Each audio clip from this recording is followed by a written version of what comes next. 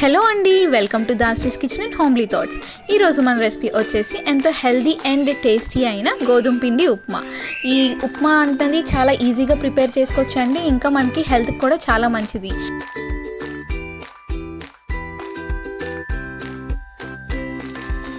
ముందుగా stove on చేసుకొని దాని మీద ప్యాన్ పెట్టుకోండి. అందులో 1 టేబుల్ స్పూన్ దాకా నెయ్యిని యాడ్ చేసుకోండి.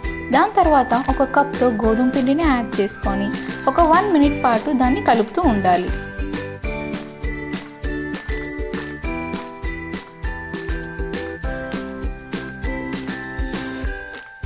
తరువాత ఆ పిండిని వేరే బౌల్లోకి తీసుకోండి.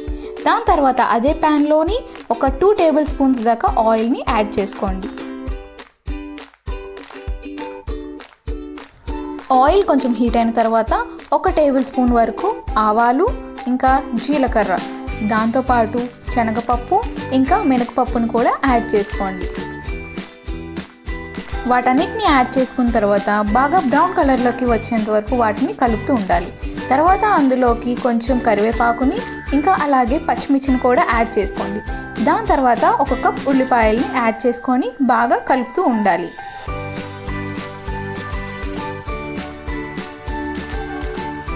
కలిపిన తర్వాత కొంచెం అల్లాన్ని యాడ్ చేసుకొని మళ్ళీ కలుపుకోవాలి. కలిపిన తర్వాత మీ టేస్ట్కి తగినంత సాల్ట్ని యాడ్ చేసుకోండి. యాడ్ చేసిన తర్వాత మొత్తాన్ని బాగా కలుపుకోవాలి.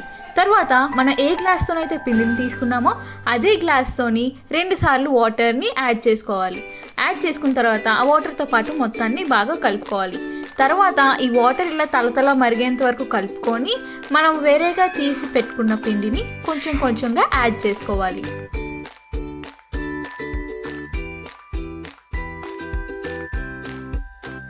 పిండిని కొంచెం కొంచెంగా యాడ్ చేసుకున్న తర్వాత మనం దాన్ని కలుపుతూ ఉండాలి, లేకపోతే ముద్దలు కట్టేస్తుంది.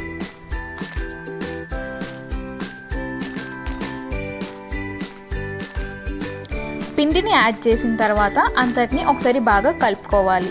తర్వాత ప్యాన్కి స్టిక్కీగా లేకుండా ఉన్నంత వరకు కలుపుకొని స్టవ్ని ఆఫ్ చేసుకోండి.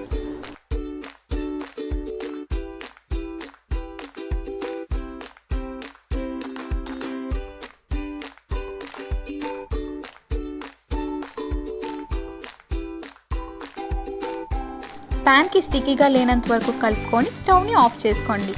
అంతేనండి, ఎంతో హెల్దీ అండ్ టేస్టీ అయిన గోధుమ పిండి ఉప్మా రెడీ అయిపోయింది.